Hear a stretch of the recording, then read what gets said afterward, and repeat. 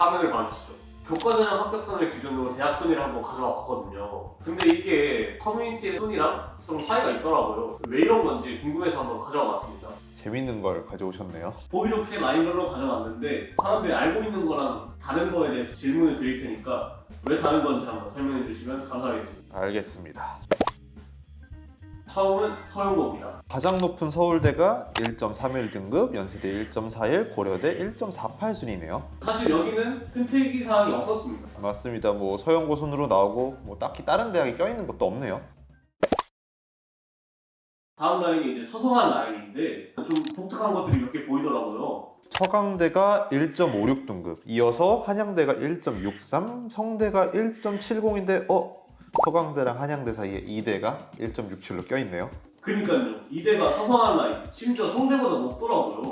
그쵸, 이게 최저의 중요성인데 연고대부터 시작해서 서성한, 중경외시, 교과전형에 모두 최저가 있었기 때문에 이 이대가 최저 없는 전형이다 보니 성적대가 좀 높게 나왔던 것이죠. 대신 우리가 주의해야 될 부분이 있는 게 26학년도부터는 이대 교과전형에 최저가 신설이 됐습니다. 따라서 우리가 26학년도부터는 입결이 소폭 하락할 수 있다는 것을 염두하고 지원 전략을 짜셔야겠습니다.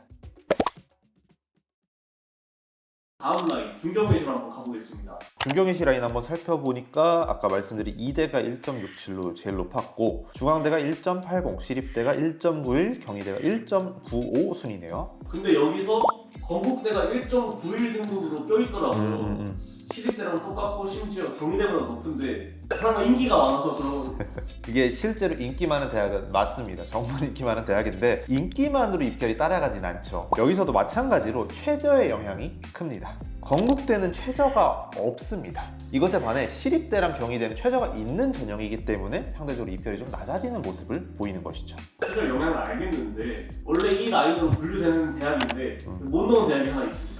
아마 뭐 지금 보시는 분들도 아시겠지만 외대가 없네요. 그쵸. 외대가 혼자 입결이 이상하더라고요. 외대는 실질적으로 우리 입결 나온 것들 한번 살펴보시면 아시겠지만 뭐 196.7 이런 식으로 점수가 나와 있습니다. 그러니까요.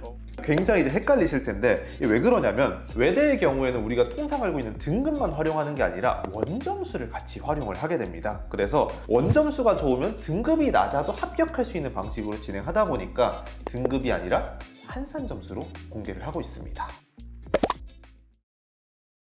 그럼 다음은 건동홍숙 라인으로 한번 가보시죠. 앞서 소개한 건국대 1.91부터 시작해서 홍익대 1.97, 숙명여대 2.17 순이고 동국대가 없네요. 맞습니다. 저희 70% 컷으로 모으려고 했는데 아니 동국대는 평균이랑 최저를 공개하더라고요. 맞습니다. 애초에 동국대 교과 전형은 단순히 내신만으로 구분하기엔 어려운 학교이기도 합니다. 내신 70%의 서류종합평가 30%를 반영을 하는데요. 내신 70%가 상위 10과목만 반영을 합니다. 근데 이게 전부 1등급을 받았을 때 700점입니다. 만점인 700점인데 전부 2등급을 받으면 699.3점으로 0.7점밖에 차이가 안 납니다. 1점 차이도 안 나네요. 그렇죠. 그래서 결론적으로 말씀을 드리면 30%를 반영하는 서류종합평가의 영향이 크다 보니까 우리가 뭐 단순 내신만 보고 구분을 할 수는 없겠습니다. 그리고 사실 이 사이에도 대학 하나 껴있긴 한데 바로 서울과기대가 2.12등급으로 홍익대랑 숙대 사이에 껴있었습니다. 과기대가 이렇게 높았나요? 이쯤 되면 이제 PD님 더 예측하실 수 있을 것 같은데 정말 최저! 맞습니다. 국송체단 라인 교과 전형의 최저가 보통 2합 5에서 6 정도가 25학년도 당시에 형성이 되어 있었는데 과기대는 2합 7로 가장 낮은 편에 속했습니다. 그래서 실질적으로 이 라인에서도 성적대가 가장 높은 편에 속하는데 이때 당시에 숙대도 2합으로 최저가 꽤 높은 편이었습니다. 그렇다 보니까 과기대 입결이 상대적으로 좀 더 높게 형성된 것이죠. 한 가지 더 말씀을 드리면 방금 말씀드린 것처럼 최저에 따라 입결이 바뀌는 경향성을 보이기 때문에 같은 전형에서 최저가 변하게 되면 입결도 변화를 하겠죠. 근데 이 라인에서 변화가 예상되는 곳이 두 가지가 있는데 숙대랑 홍대입니다. 둘 다 오를 것으로 예상이 됩니다. 홍대는 최저가 완화가 되었습니다. 3합 8에서 2합 5로 최저가 완화가 된 상황이고요.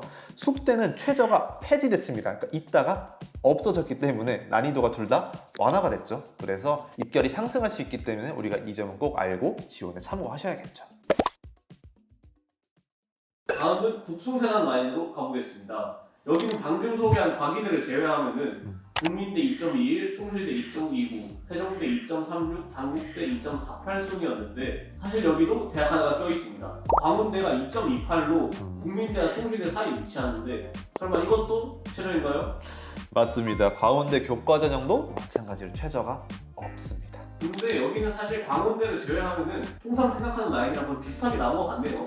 맞습니다. 대신 두 개 대학은 우리가 눈여겨볼 필요가 있습니다. 어디죠? 숭실대랑 세종대입니다.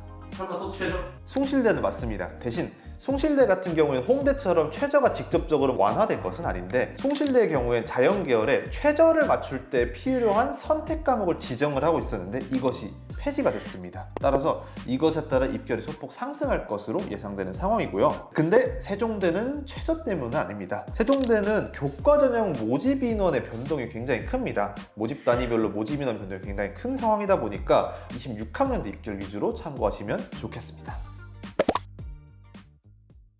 광명상가 라인으로 한번 가보겠습니다.